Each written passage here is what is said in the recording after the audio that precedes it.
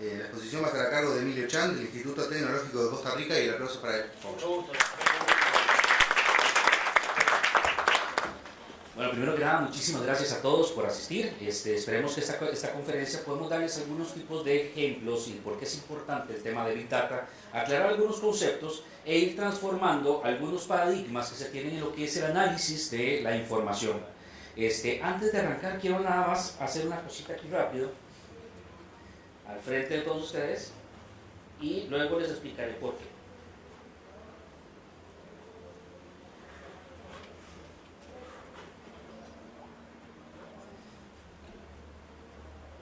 Perfecto. Ahora, para arrancar un poquito la presentación, quisiera contarles esta pequeña anécdota. A inicio de este año tuve la oportunidad, junto con unos compañeros de plataformas tecnológicas, de participar en una exposición sobre lo que es el software embebido y el desarrollo de las tendencias tecnológicas actualmente. Para esta exposición tuvimos la oportunidad de contar con una expositora que se llama Jutta Schneider, que ella es la directora de lo que es eDrive y software para la empresa Chrysler. Ya, aprovecho y hago este pequeño comentario y veo que hay varias damas acá en la audiencia. Definitivamente carecemos en la parte de tecnología de mujeres, nos hacen falta muchísimas mujeres dentro de la parte de tecnología y hay que ver cómo hacemos para poder romper un poco ese paradigma de que la tecnología, la informática y todo esto es una ciencia de hombres. Las mujeres tienen que participar igual acá y tenemos que ver cómo podemos, y es nuestra responsabilidad a los que están todos acá, ver cómo hacemos para poder incorporar a la mujer en una de las dinámicas económicas más fuertes que hay en el país. Entonces, primero una felicitación a las que están y a los que están acá, ver cómo podemos ayudar. La señora Jutta Schneider, una de las cabezas más importantes en lo que es innovación, básicamente trató de hacernos esta dinámica. Nos dice, bueno, ustedes se imaginan cuántas líneas de software se requieren para que funcione un vehículo, un carro de la clase S, y cómo ha ido evolucionando con el tiempo. Y en esta capacitación, en esta charla, nos habló que al principio, en el modelo clase S, de 1985, si nosotros llegáramos e imprimiéramos en papel el código que se requiere para que funcione un carro de estos, y ponemos una hoja sobre la otra, la pila de papel sería de 3 metros de alto, 1985. Para el modelo del carro del 2005, esa pila de papel llegaría a medir 38 metros de alto. Para el modelo que estamos viviendo hoy, 2015, esa pila de papel estaría midiendo 380 metros de alto. Y para el que están produciendo ahora, para el que va a salir en el 2020, si agarraran esa pila de papel, la altura de esa pila de papel serían 830 metros de alto. Para que nos imaginemos un poquito el concepto. Ustedes conocen, bueno, ayer tuve la oportunidad de que nos llevaron a comer al restaurante Los Leños. ¿Lo conocen? ¿Saben más o menos dónde queda? Maravilloso restaurante, delicioso, no me están pagando publicidad, pero maravilloso es ese lugar. Ese restaurante, ¿saben cómo llegan desde acá?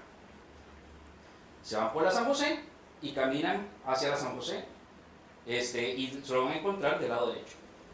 De aquí a ese restaurante son 700 metros. O sea, la pila de papel tendría que llegar a ese restaurante 100 metros más y 30 metros más. Imagínense el tamaño de información que está generando. Y esa cantidad de información se da justamente no solo para cosas sencillas, sino para activar sensores, para saber con los diferentes sensores que tienen los vehículos, qué información va a tener para que el rendimiento de este carro sea mejor. Y ese sensor va a medir algo, va a traerte un resultado y va a hacer que las cosas trabajen de una forma diferente. Entonces, imagínense la cantidad de información que se está generando día a día en un vehículo de estos. ¿Cómo hacemos para analizar esa cantidad de información? ¿Cómo hacemos si eso es un carro y se producen 1 millón de carros y se producen varios tipos de modelos de carros, ¿cómo hacemos para poder analizar esa información? Y esto es justamente lo que vamos a hablar. El día de ayer a las 8 de la noche se habían enviado a nivel mundial 722 millones de tweets. Imagínense la cantidad de información que se está generando día a día. 722 millones de tweets en menos de 24 horas. Y vean un poco la evolución. En el 2006, que nace el primer tweet, unos años después, en el 2007, ya se enviaban 5.000 tweets por día. Unos años después, pasamos a 3.000 tweets por día. Y hoy por hoy, en promedio, siempre estamos por los 500 millones de tweets que se envían diariamente. Esta es también información que se está generando. Esta es información que nos dice qué es lo que está comunicando la gente, qué es lo que le gusta, qué no le gusta, qué está de moda, qué no está de moda. Pero ¿cómo hacemos para analizar esta gran cantidad de información que estamos creando? ¿Cómo hacemos para agarrar todos estos datos y analizarlos? Y vamos a ver que esa información no la podemos hacer en una computadora corriente y con las tradiciones y con las metodologías corrientes. Porque hoy se ha dicho que vivimos en la era de la información y estamos empezando a vivir la era del conocimiento. Y en la era de información generamos una gran cantidad de datos, pero en la era de conocimiento requerimos agarrar esos datos, analizarlos y tomar decisiones con ellos, ya sean comerciales, ya sean sociales, ya sean de cualquier tipo. Y ese es el desafío en el que estamos viviendo. Hoy por hoy hay grandes cantidades de fuentes de información que están disparando la generación de esta información. Fuentes de información que empiezan a construir y hacer que el desafío del análisis cada vez sea más alto. La filmina anterior duramos más o menos como unos 30 segundos teniendo.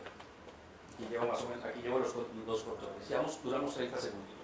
¿Qué podemos hacer? ¿Qué puede pasar en el mundo en 15 segundos? 15 segundos te sirven para algo. ¿Logras hacer algo en 15 segundos?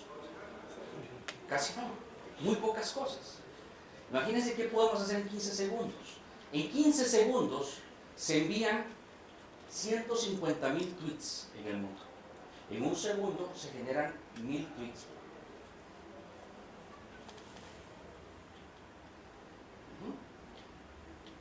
En 15 segundos, Instagram subió 38.000 fotos a la red social. En 15 segundos, el tráfico de internet fue de 26.000 gigabytes. ¿De cuál tamaño es el disco duro de las computadoras de ustedes? En 15 segundos, se hicieron 753.000 búsquedas en Google. ¿Qué está buscando la gente? ¿En qué está navegando? ¿Qué es la tendencia en estos momentos? En 15 segundos se mandaron 38 millones de emails. 67% de ellos se consideran spam. En 15 segundos se hicieron 28.216 llamadas por Skype. Y a las personas que están trabajando acá, que he visto que hay varios empresarios que trabajan en el tema de videoconferencias, cada uno de esos es un negocio menos que tienen ustedes. ¿Por qué? Porque si lograron hacerlo por Skype, quiere decir que no están utilizando los productos. En 15 segundos se vieron 1.519.000 videos por YouTube. ¿Cómo hacemos para entender esa información? ¿Cómo hacemos para analizar esa información? ¿Cómo hacemos para darnos una idea del volumen de datos que estamos teniendo, de conocimientos que generamos? ¿Y cómo hacemos para que esos datos que estamos generando y los podamos entender, podamos tomar decisiones de ello? Y las fuentes son variadas. Las fuentes, por supuesto, están aquí en esta conferencia, en esta GIAP, he visto varios seminarios, varias charlas, he tenido la oportunidad de ir a varias charlas de lo que es Internet of Things, Internet de las Cosas. Sensores creo que van a estar recopilando información y enviándola. Se prevé que en 2015 hayan más de 100 millones de sensores que estén dando datos. 100 mil millones de sensores, imagínense la cantidad de datos que es eso. ¿Cómo vamos a analizarlo? ¿Cómo vamos a poder procesar toda esa información?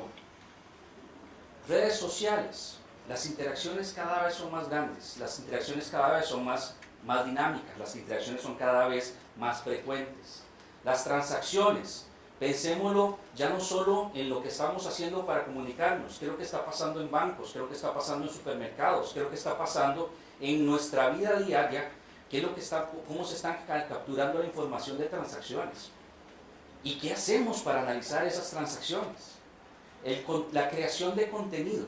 Ustedes saben que más o menos por minuto se escriben más de 2000 blogs en el mundo. Esa es una información grandísima que alguien está creando, que está construyendo, que está basada para dar un mensaje y que se pierde en el volumen de la información que estamos teniendo. En el e-commerce, empresas como Amazon, empresas como Mercado Libre, empresas como miles y miles que tenemos acá. Creo que aquí en Uruguay hay una que se llama gallito.com, me parece que también da información. Bueno, toda esa información son transacciones de comercio electrónico que cada vez está sustituyendo más el comercio físico, a la persona que va a ir a las tiendas a hacer la compra y lo hace directamente desde la comodidad de su hogar o de su oficina, y a alguien le llega la información. Toda esa información se está generando. Las búsquedas, repetimos, ¿qué está buscando la gente? ¿Por qué la gente está buscando algo? ¿Por qué este es el término de moda? ¿Por qué este es el tweet que se está repitiendo más? Y finalmente, ahí, créanme, dice etcétera. ¿Por qué? Porque hay muchos lugares donde estamos utilizando generando una gran cantidad de datos y no la estamos teniendo. Ejemplo, lo que son los GPS, lo que son los posicionamientos globales de satélite. ¿Dónde está la gente? ¿Dónde está comprando? ¿Dónde están sus rutas?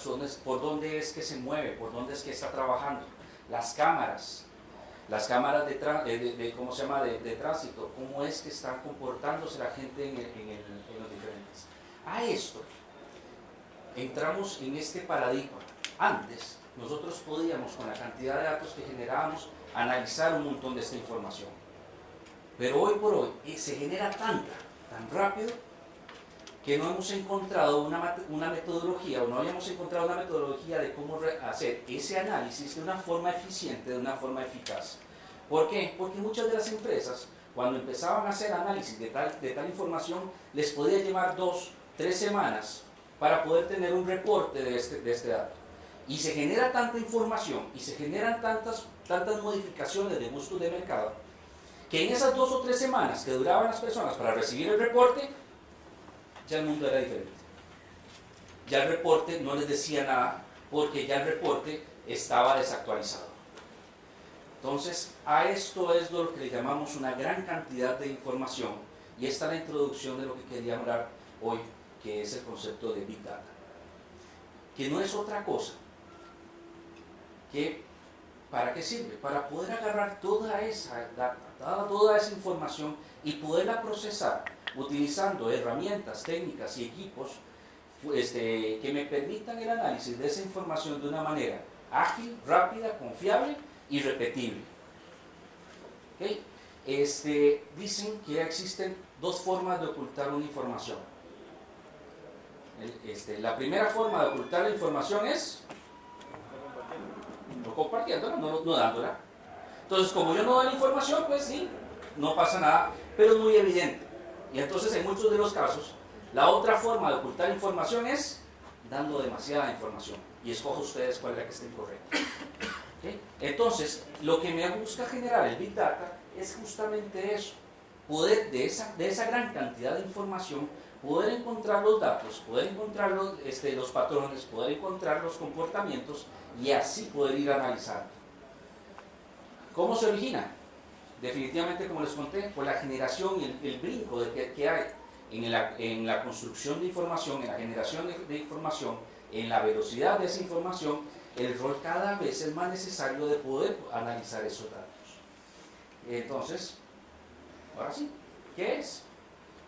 Big Data no es otra cosa que poder agarrar todos estos datos, poder analizar toda esta información y generar reportería, generar patrones, generar análisis, generar temas que nos puedan ayudar a tomar decisiones. Y esta parte es sumamente importante. Los conceptos, la salida de lo que es Big Data tiene que ser para toma de decisiones. No debe ser un reporte más, no debe ser un dato más, no debe ser una información más. ¿Por qué? Porque generarla no es barato, porque generarla no es sencillo, porque eso no es una tabla de Excel que se hace en 10 minutos. No lo hace cualquier persona, tiene que tener ciertas particularidades, ciertos conocimientos, cierta expertise para poder generar esos datos. Entonces, el tener un reporte generado por técnicas de Big Data, por personas de Big Data, por equipos que puedan procesar Big Data, y que no sea utilizado para la toma de decisiones, es uno de los principales desperdicios que podemos tener. ¿Okay? Conceptualmente, vamos a poder analizar una gran cantidad de información y esta información es heterogénea. ¿A qué me refiero con concepto de heterogénea?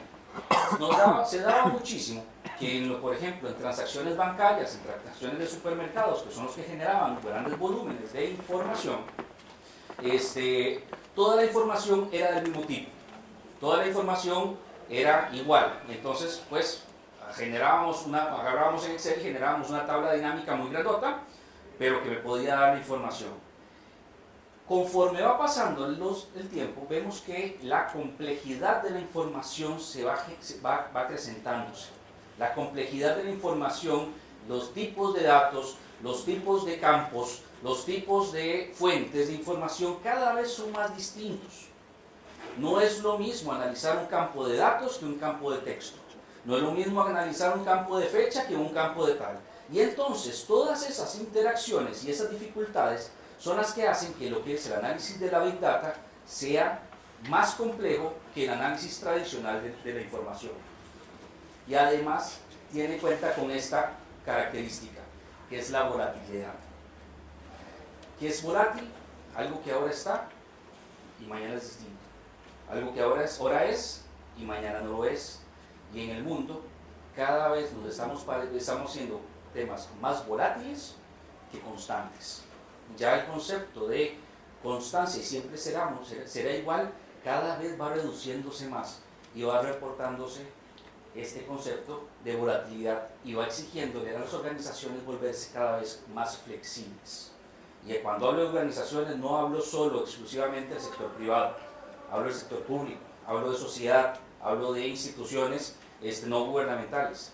Todas estas organizaciones tienen que adaptarse cada vez más rápido a los cambios del entorno y entender que los cambios del entorno tienen que darme las modificaciones estratégicas para la toma de decisiones. ¿Por qué? Porque si no, cada organización, si no se adapta rápidamente, se vuelve irrelevante en el tiempo. ¿Qué quiere decir irrelevante? Que ya no agrega valor. Entonces, por eso es que tenemos que tener muy claro esto. Palabras claves que me encantaría que se llevaran de acá es volumen y velocidad. Grandes volúmenes de información con grandes volúmenes de datos en un tiempo cada vez más corto. Y esto tenemos que estarlo trabajando siempre. Los retos principales es, bueno, sí, generamos una gran cantidad de datos, pero la mayoría del tiempo esos datos se pierden, no se capturan. ¿Dónde los vamos a capturar? ¿Cómo los vamos a capturar? Porque el costo de capturar datos tiene su costo. Tener la infraestructura para capturar la información tiene su costo. El mantenimiento de esa infraestructura tiene su costo. La actualización de esa infraestructura tiene su costo. Entonces la captura de los datos es uno de los retos más importantes que vamos a estar trabajando. Ese almacenamiento, listo, lo capturamos, pero ¿cómo lo almacenamos? ¿A dónde? lo vamos a tener en un data center propio, lo vamos a tener en un data center alquilado, tercerizado, va a tener un espejo, no va a tener un espejo, la actualización va a ser 100% todo el tiempo, va a ser por gotas, ¿cómo lo vamos a generar? La capacidad de realizar las búsquedas eficientemente, porque bueno, cada vez entre más información tener, más difícil va a ser poder hacer ese análisis, va a poder ser buscar la información, compartirla, la posibilidad de compartir información rompe ciertos paradigmas de los que vamos a hablar un poquito más adelante, en la edad del conocimiento. La posibilidad de llevar análisis efectivos también es uno de los más grandes retos, porque hasta el momento, tradicionalmente en todas las industrias, hemos tenido a unas personas que se encargan de hacer reportes. Siempre hemos tenido gente que hace reportes. Y entonces justifican su trabajo por la cantidad de reportes que ellos tienen que hacer. Y entonces al final nos hemos ahogado en cantidad de reportes que no me generan un valor agregado. Y esto es fundamental que lo empecemos a analizar. Recuerden que podemos ocultar la información de dos formas, no dándola o teniendo demasiada. Y muchas veces tenemos demasiados reportes y de esos reportes no me generan ningún tipo de valor, no me generan ninguna toma de decisiones. Y luego, finalmente, el tema de la visualización de los datos. ¿Okay? Hoy por hoy estamos, como les digo, finalizando una era, empezando otra. Finalizando la era de la información donde generábamos esa gran cantidad de datos. Pero bueno, eso nos enfrenta a este desafío. ¿Cómo entendemos? ¿Cómo analizamos? No es lo mismo saber que conocer. No es lo mismo conocer que entender. Porque para el poder haber entendido, tuve que haber conocido, tuve que haber visto y tuve que haber interiorizado la información que yo generé. Esta abundancia de datos ya no es exclusiva de algún sector. En algún momento se decía que los que generaban grandes cantidades de datos eran el sector financiero. Y luego lo que son no se me fue la palabra, lo que son supermercados y venta al detalle. Y ahí era exclusivo, porque el resto era muy estable. Porque en otro lugar no manejábamos gran cantidad de detalles. Ya vemos que en comercio ya hay gran cantidad de detalles. Ya vemos que en educación se generan gran cantidad de detalles. En salud se generan gran cantidad de datos. Ya no existe en estos momentos un sector de la economía donde no se generen esta masiva cantidad de datos. Tenemos que entenderlo para empezar a construir. Y ese entendimiento es lo que hoy por hoy nos puede dar, no solo digo de una ventaja competitiva, sino de razón de subsistencia. Porque si no nos adaptamos, si no entendemos que el mundo está cambiando, qué es lo que quieren mis clientes, qué es lo que no quieren mis clientes, qué es lo que quieren los clientes de mis competidores, y no lo logro entender como un patrón, probablemente cada vez me estoy acercando a ser más irrelevante en la industria. ¿Okay? Emilio, Por favor. yo creo que esto del tema de Big Data ya trasciende las fronteras de la industria. Sí, en totalmente. realidad ya esto es, yo creo que ya se llega al nivel de política pública, ¿no? Porque la información ya no solamente se produce, o los datos no solamente se producen en una empresa, sino a todo nivel. Exacto, a todo nivel en el país. Entonces ya esto pasa a otro estado, se podría decir, de estrategia del país de política pública, ¿no? Eso nomás. Okay. Y eso justamente lo que estábamos hablando, ya no es exclusivo de las empresas, ya no es exclusivo de ciertos sectores, es abierto, cada vez va creciendo mucho más. Aprender del comportamiento humano para fines diversos es algo que es fundamental. En algún momento industrialmente se decía, yo produzco en masa y siempre voy a tener clientes. Mis productos siempre se van a vender. Siempre. ¿Por qué? Porque de todas formas es lo que hay. Si les gusta bien y si no les gusta, no importa. Pero en un momento como el que vivimos, con redes sociales, con que cada vez el cliente se vuelve más sofisticado, el cliente se vuelve más detallista, va conociendo más sus gustos y preferencias, el poder entender, el no entender que mi cliente tiene gustos y preferencias, va a hacer que yo lo pierda. Y aquí voy a hablar del concepto de cliente lo más genérico posible. No es solo el cliente comercial de empresa privada. es también los usuarios de los servicios públicos, es también los estudiantes de los centros académicos. En el aspecto más grande, más amplio de la palabra cliente. La creación de innovación, eficiencia y competitividad me los da justamente, yo no innovo simplemente por innovar, yo trato de innovar con algún objetivo. Hay que tratar de separar los conceptos de lo que es creatividad y lo que es innovación. La creatividad es simplemente hacer lo que yo busco. Innovación tiene un propósito, un objetivo que vamos a tratar de desarrollar. Y entender ese propósito lo hago a través de ¿qué? De ese análisis de qué es lo que está buscando la gente, cómo están funcionando las cosas. En algún momento, el análisis de los datos empresariales en 2010 se estimaba que iba a costarle a las organizaciones alrededor de 100.000 millones de dólares. Vean, 100.000 millones de dólares. Es un número terriblemente grande. Y números como estos, si no lo logramos llevar a las pymes, a las pequeñas empresas, si no llegamos a las corporaciones medianas que no pueden darse el lujo de generar estos datos, pues los estamos generando una brecha y una exclusión de lo que es el negocio actual. El análisis del Big Data me puede generar esa segmentación del mercado. Puedo entender que ya yo no puedo clasificar, que ya no debo clasificar al mercado nada más en A, B y C. Ya no debo clasificar al mercado en ricos y pobres, en hombres y mujeres, sino que dentro de esas clasificaciones existen todavía subsegmentaciones más pequeñas, cada vez más chicas, y el poder apuntarle a esas subsegmentaciones es vital para el desarrollo de las organizaciones.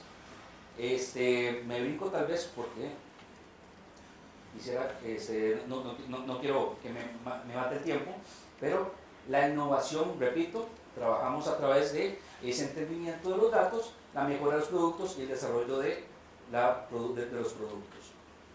Nuevos modelos, apoyo en la definición de software, la creación de nuevas necesidades, la creación de nuevos segmentos de mercado, la creación de nuevas carreras en la parte de lo que son universidades, lo que son nuevas políticas públicas, como estaba diciendo ahora Carmen, entendiendo qué es lo que busca el pueblo, las personas y qué es lo que está pasando, nos pueden ayudar a esto. Nos ayuda a tener un poco de tema de transparencia y eficiencia para compartir los datos. Algo que hemos carecido mucho con nosotros como pueblo latinoamericano es el concepto de transparencia. ¿Y por qué creo que cómo hacemos para ocultar el tema de transparencia? Lo tratamos de ocultar complicando las cosas, teniendo muchos métodos para hacer las cosas, teniendo muchas instituciones y le metemos complejidad a los procesos para tratar de ver cómo hacemos para entenderlo menos, y eso es lo que nos está produciendo, en vez de control, es descontrol.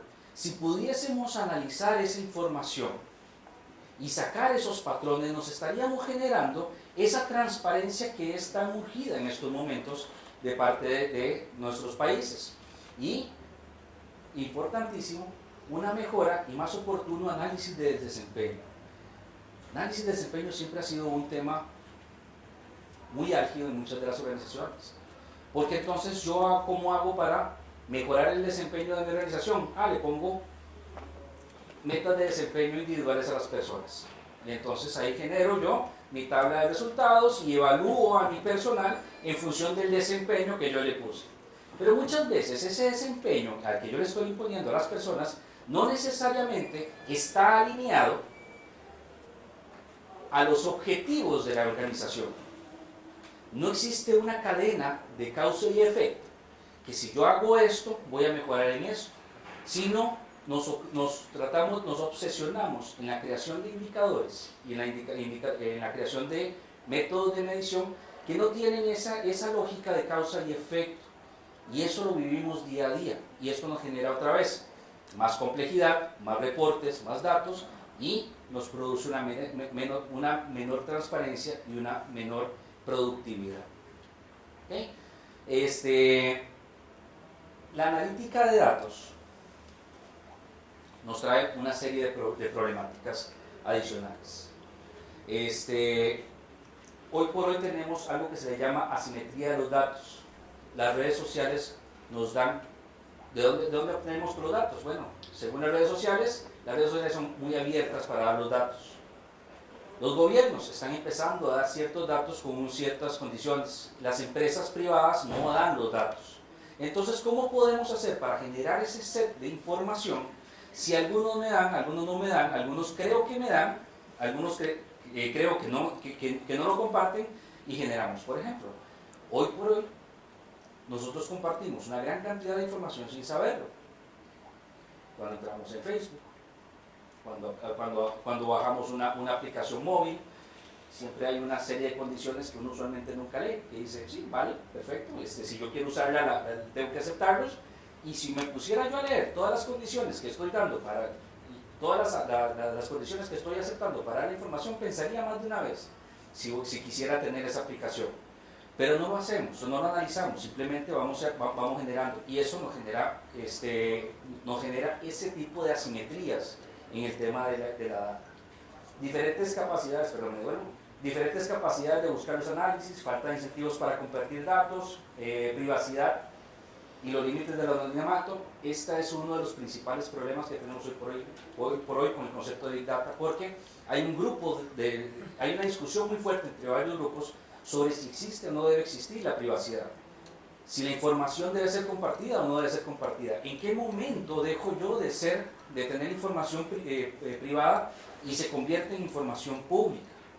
Y ese es un desafío que tenemos como todavía como sociedad, saber cuál es ese límite y definir ese límite. Uno de los principales problemas además es la apofenia. ¿Qué quiere decir eso? Que yo empiezo a ver un grupo de datos y empiezo a tomar decisiones en función de ese grupo de datos sin haber generado yo una validación si esa información era relevante o no era relevante. Y caemos en el error que se le llama error tipo 1, tomar como que una hipótesis es cierta cuando en realidad no lo es. Y entonces agarro un grupito pequeño de datos, porque no puedo analizar todo el universo de datos, saco una muestra y la muestra me dice algo que no es cierto. Pero como yo no analicé todo el grupo, lo que empiezo es a tomar decisiones incorrectas. ¿Okay? ¿Qué sucede? ¿Qué hacer? Y este es el desafío en que nos encontramos hoy por hoy. ¿Qué hacer cuando ya las técnicas tradicionales ya no son suficientes? Cuando los equipos tradicionales ya no son suficientes. Y cuando las personas que tenían capacidades para desarrollar reportes, ya esas capacidades no son suficientes, no las personas. Ojo, nunca hablamos de las personas, hablamos de las capacidades. Tal vez no tienen las capacidades necesarias para analizar esa información. ¿Qué hacemos? ¿Cómo nos enfrentamos a estos desafíos?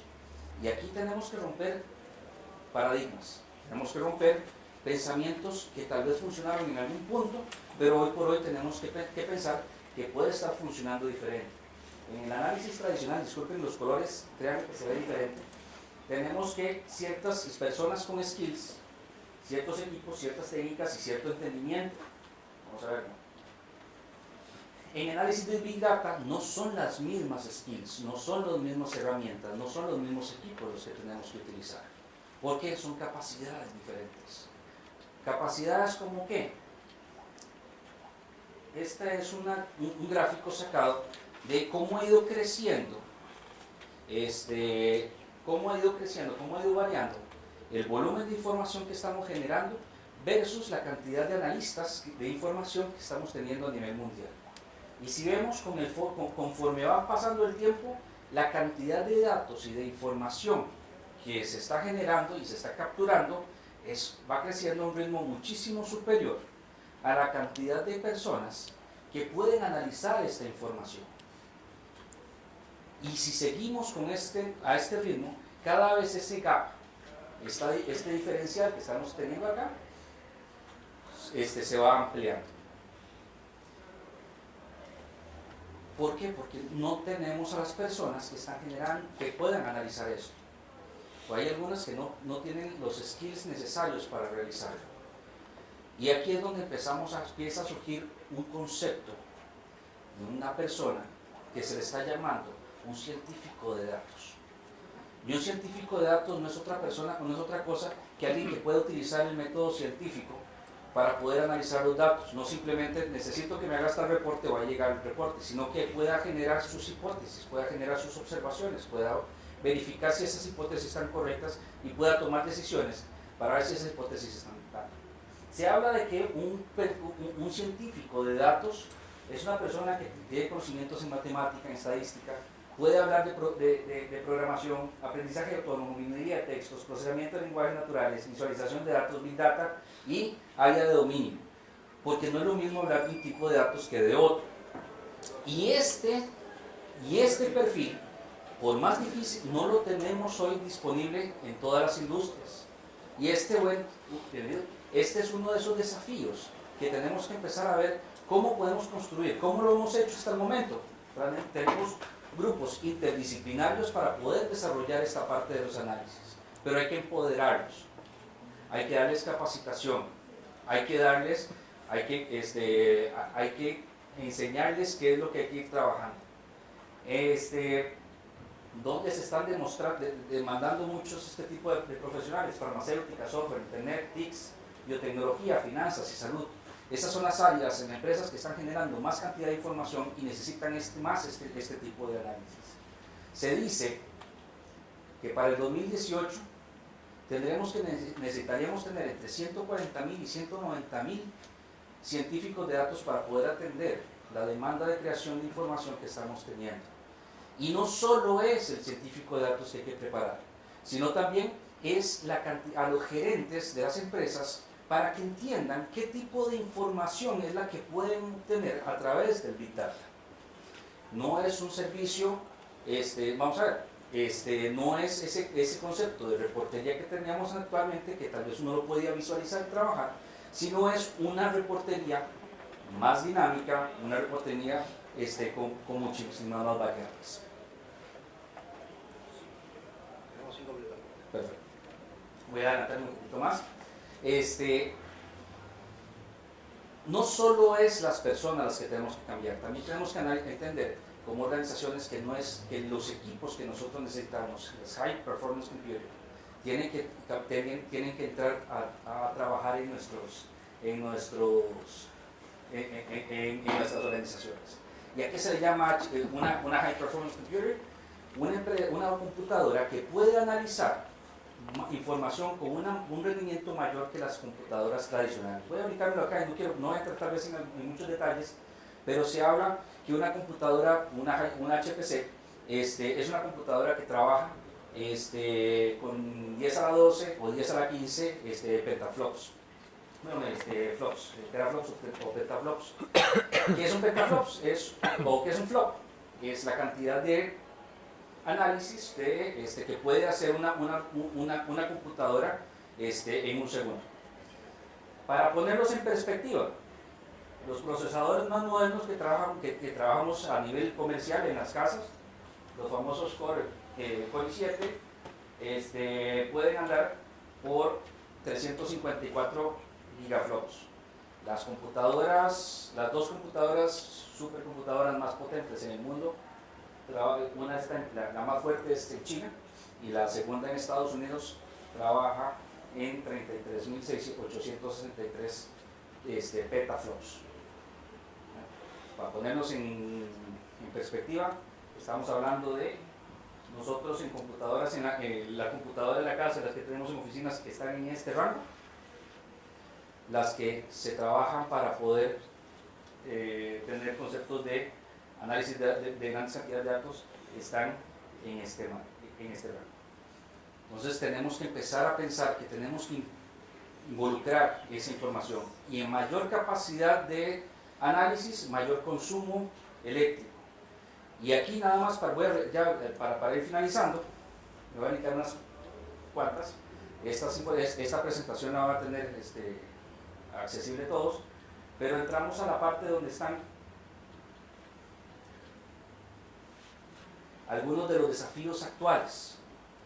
Y los desafíos actuales decimos que academia tiene que formar ciertos profesionales con ciertas habilidades distintas a las que estaba haciendo hasta el momento. Ya no podemos empezar a pensar y pretender que que todo lo resuelve la especialización que hemos trabajado hasta el momento.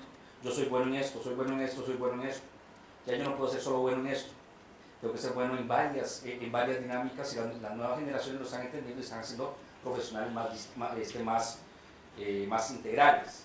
El fondeo, la investigación, porque como les dije, una computadora para analizar esa gran cantidad de información requiere muchos recursos y el planeta cada vez está más carente de recursos. ¿Cómo hacemos para que con menos recursos podamos hacer la misma cantidad de análisis? Los servicios alrededor de esto, los equipos. Hoy por hoy se ha hablado por 5, por 10 años del concepto de Big Data, pero pocas personas han entendido qué es el beneficio del Big Data. Pues tenemos que generar servicios tangibles para que las organizaciones puedan utilizarlos, puedan verificarlos. El gobierno necesita también generar una modificación y agilizar la parte de políticas públicas. Es impresionante cómo en estos momentos nuestros países están teniendo crímenes que no pueden ir a la cárcel porque no hay una legislación todavía que vaya alineada a eso y porque no hemos logrado generar la legislación a la velocidad de lo que está pasando en el mundo. Y finalmente, el concepto de fondeo, que si lo pueden ver acá, y perdonen los colores, el fondeo ya no es exclusivo del sector público. Ya tenemos que romper un poco ese concepto de que los únicos que invertían para innovación y desarrollo iban a ser los gobiernos. El sector privado tenemos que dar un paso adelante y empezar a saber que también tenemos una responsabilidad para poder mejorar lo que es la innovación. Yo sé que estoy corto, les pido que tal vez hay unas predicciones de cómo Latinoamérica va a estar evolucionando en el tema de tecnologías. Ustedes van a tener acceso a esta presentación y con gusto, cualquier duda, cualquier consulta, estoy para servirles. Muchísimas gracias.